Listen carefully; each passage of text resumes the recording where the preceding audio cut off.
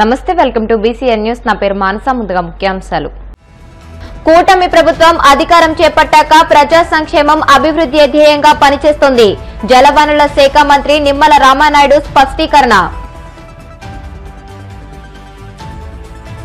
TTD గోశాల కాస్త గోవధశాలగా మారిందన్న TTD మాజీ chairman Bhumana Karunakar Reddy. 3 నెలల్లో 100కు పైగా గోవులు మృత్యువాత పడ్డాయని ఆవేదన.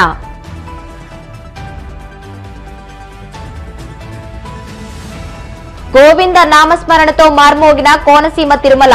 వాడపల్లి వెంకన్న దర్శనానికి పోటెత్తిన భక్తజనం.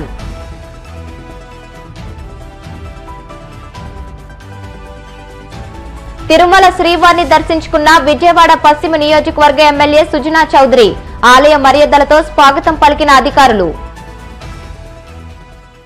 పశ్చిమ గోదావరి జిల్లా పాలకొల్లు క్షత్రియ కళ్యాణ మండపం రోడ్డులోని శాంతి నివాస్ లో పాలకొల్లు అసెంబ్లీ కన్వీనర్ ఎర్రంశెట్టి పద్మారావు అధ్యక్షతన బీజేపీ పాలకొల్లు నియోజకవర్గ క్రియాశీల కార్యకర్తల సమావేశం జరిగింది. ఈ సమావేశానికి ముఖ్య అతిథిగా హాజరైన కేంద్ర మంత్రి భూపతిరాజు శ్రీనివాస్ వర్మ బీజేపీ కార్యకర్తలకు దిశానిర్దేశం చేశారు. ఈ సందర్భంగా ఆయన మాట్లాడుతూ కార్యకర్తలు నాయకులుగా ఎదిగేందుకు కృషి చేయాలని, వారికి అన్ని విధాల సహకారం అందిస్తానని తెలిపారు. కేంద్రం అమలు చేస్తున్న పథకాలు ప్రతి ఒక్క కార్యకర్త తెలుసుకుని అవి అర్హులైన వారికి అందే విధంగా కృషి చేయాలన్నారు. పార్టీలో కష్టపడి పనిచేసిన ప్రతి ఒక్కరికి గుర్తింపు ఉంటుందని, త్వరలో నామినేట్ పదవులు కూడా వారికి ఇవ్వడం జరుగుతుందని తెలిపారు.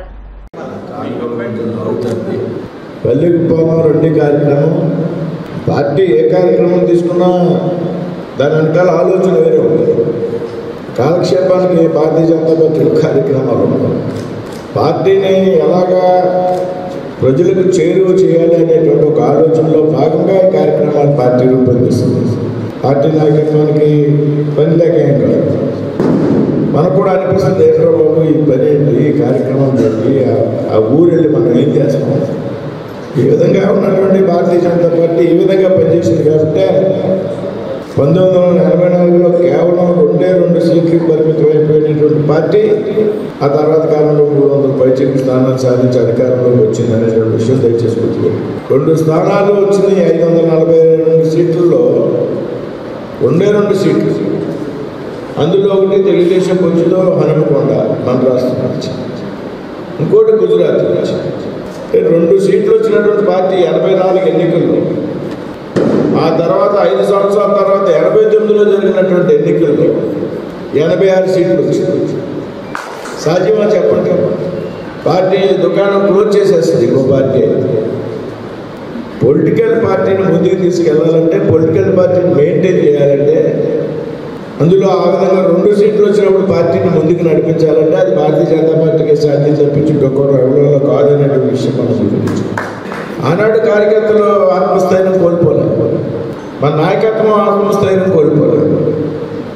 దేశమంతా తిరిగారు. వాజ్పేయి గారు కూడా ఓడిపోయారు 84 ఎన్నికలు. కార్యకర్తలకి ధైర్యాన్ని ఇచ్చారు.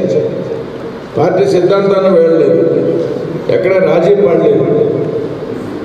ఈ విధమైనటువంటి కార్యక్రమాలు ఇవ్వడం మాత్రమే పార్టీ ఉనికిని కాపాడగలిగారు. ఆ తర్వాత దేశంలో అధికారంలోకి రాగలిగారు. 2014లో మనం అధికారంలోకి వచ్చినప్పుడు 30 సంవత్సరాల తర్వాత ఏ పార్టీ మద్దతు లేకుండా ప్రభుత్వం ఏర్పడింది మనదే 2000. అంతకితో 30 years అన్ని సంకీర్ణ ప్రభుత్వాలు. కాబట్టి అసెంబ్లీ కన్వీనర్స్ ఎవరైతే ఉన్నారో పల్లె నిద్ర కార్యక్రమం విధిగా జరగాలి. పల్లెకి పోదాం రండి. ఏదైతే రాష్ట్ర పార్టీ నేను అధ్యక్షురాలు గారికి కూడా సూచన చేస్తున్నాను. 2 డేట్లు ఇవ్వండి జిల్లా, అయితే ఒక 3 రోజులు.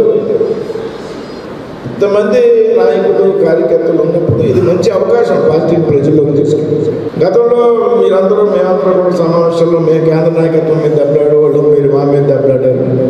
సార్ ప్రజలు ఎక్కడికైనా పొమ్మన్నారండి, బీజేపీ వాళ్ళు వస్తే అసలు మాట్లాడలేదండి, ఎందుకంటే రాష్ట్ర విభజనకు మనం అనుకోవడం, ప్రత్యేక హోదా ఇవ్వలేదు, రాష్ట్రానికి మోడీ గారి గ్రాంట్లు ఇవ్వట్లేదు అని మనంతా, అందులో కొంత వాస్తవం, మనంతా వేదన పడేవాడు.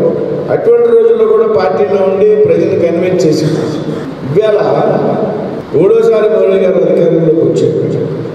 ఇవాళ ఎన్డీఏ ప్రభుత్వం రాష్ట్రంలో కానీ కేంద్రంలో కానీ. రాష్ట్రానికి ఏ గ్రాంట్ అని అడిగితే చాలు ముఖ్యమంత్రి గారు మోడీ గారు గ్రాంట్స్ ఇచ్చేస్తారు. కేంద్రం సహకారం లేకపోతే ఆంధ్రప్రదేశ్లో అభివృద్ధి శూన్యం.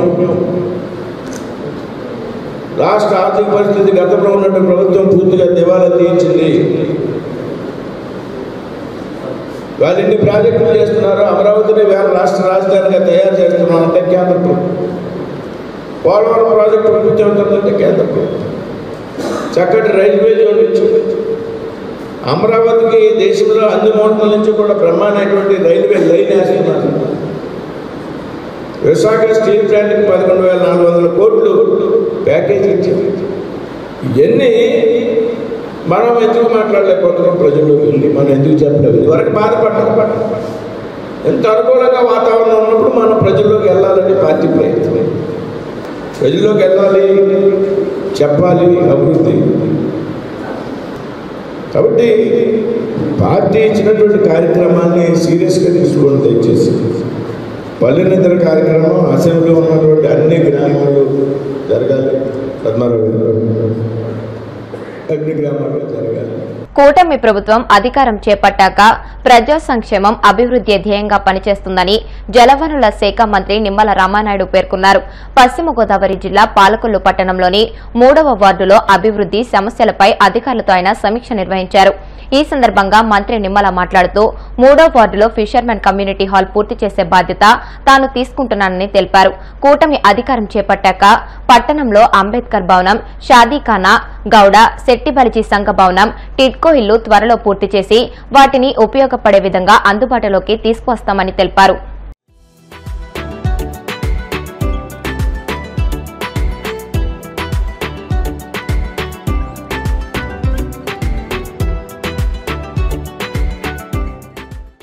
పట్టణ అభివృద్ధిని మళ్లీ పరిగెట్టించి పనిచేయాలనే ఉద్దేశంతో ప్రతి వారము కూడా మరి రివ్యూ చేసుకుంటూ అందులో భాగంగా ఈరోజు 3వ వార్డులో ఇప్పుడే మనం చూసాం ప్రత్యక్షంగా ఏదైతే ఫిషర్మెన్ కమ్యూనిటీ హాల్ ఏదైతే 3వ వార్డులో ఉందో అదో రోజు మనం 2014-19లో దీనికి నిధులు 21 లక్షలు మంజూరు చేశాం. దురదృష్టవశాత్తు ప్రభుత్వం మారిన తర్వాత ఆ రోజు మేము చేసినటువంటి పనులే తప్ప గత 5 సంవత్సరాల్లో నిధులు ఉన్నా కూడా దాన్ని సద్వినియోగం చేసుకోక నిరుపయోగంగా చేసినటువంటి పరిస్థితి. 5 సంవత్సరాల్లో పనులు లేక చేసినటువంటి పనులు కూడా విధ్వంసానికి గురైనటువంటి పరిస్థితి. అంటే ఎక్కడో అమరావతి కాదు, ఎక్కడో పోలవరం కాదు, ఎక్కడో మరి బొండాడి వెంకటరాజు గుప్తా కళాక్షేత్రం కాదు, ఆఖరికి 3వ వార్డులో ఉన్నటువంటి ఫిషర్మెన్ కమ్యూనిటీ హాల్ కూడా విధ్వంసానికి గురైనటువంటి పరిస్థితి. అందుకే మళ్లీ ఇప్పుడు ఎంత ఖర్చు అయినా సరే అన్ని సౌకర్యాలతో కూడా ఎస్టిమేషన్ వేసి పాత కాంట్రాక్టర్ బ్లాక్ లిస్ట్ లో పెట్టి ఇప్పుడు మళ్ళీ టెండర్స్ పిలిచి ఇమ్మీడియట్లీ నాకు వితిన్ 1 year లో ఇది కంప్లీట్ చేసుకుని ఆ ఫిషర్మెన్ కమ్యూనిటీ లీడర్స్ ఎవరైతే ఉన్నారో వాళ్ళ చేతే రిబ్బన్ కట్ చేయించే బాధ్యత తీసుకుంటానని చెప్పడం జరిగింది.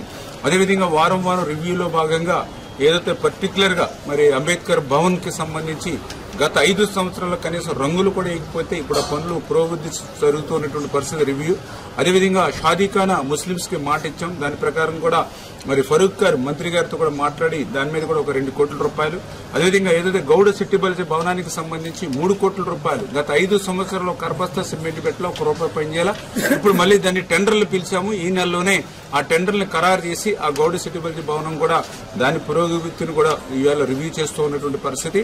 అదేవిధంగా ఏదైతే మన టిడ్కో ఇల్లు మరి ఆ పనులు కూడా శరవేగంగా, ఎందుకంటే గత 5 సంవత్సరాల్లో కనీసం పనులు ముట్టుకోలేదు.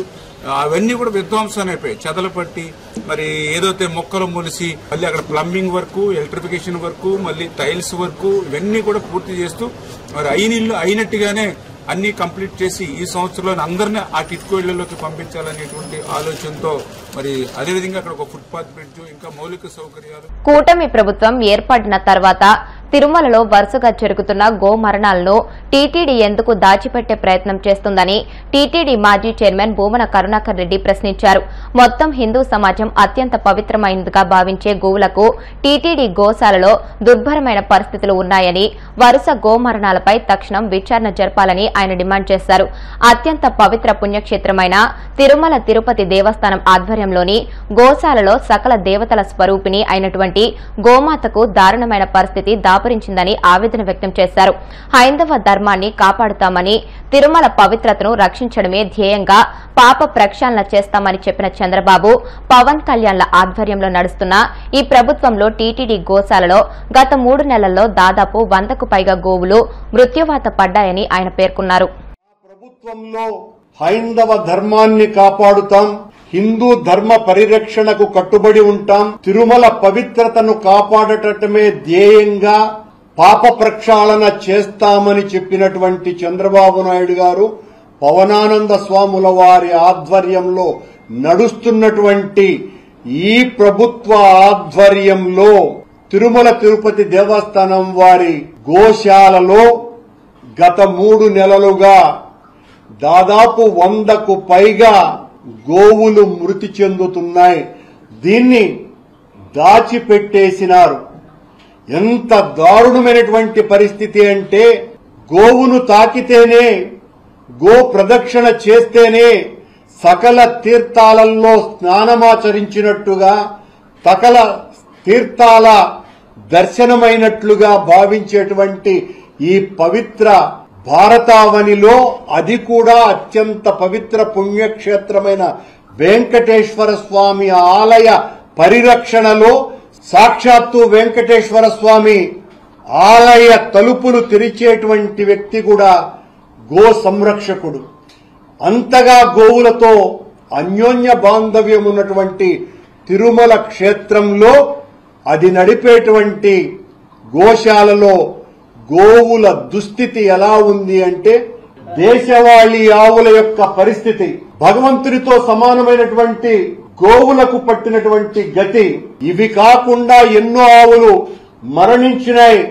దిక్కుమొక్కు లేకుండా ఎందుకు చచ్చిపోయినాయో అనేటువంటి విషయాలను కూడా మరుగున పరిచి ఈ 3 నెలల్లో దాదాపు 100కు పైగా దేశవాళీ ఆవులు మరణించినాయి.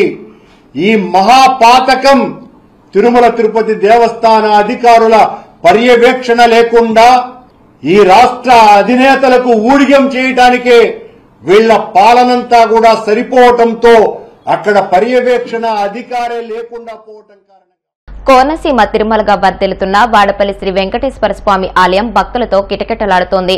శనివారం స్వామికి ప్రీతికరమైన రోజు సందర్భంగా ఆలయంలో ప్రత్యేక పూజలు నిర్వహించారు. స్వామివారి దర్శనానికి వచ్చిన భక్తులకు ఎలాంటి ఇబ్బందులు తలెత్తకుండా ప్రత్యేక ఏర్పాట్లు చేసినట్టు ఆలయ అధికారులు తెలిపారు. భక్తులు అధిక సంఖ్యలో హాజరై స్వామిని దర్శించుకుని మొక్కులు చెల్లించుకున్నారు.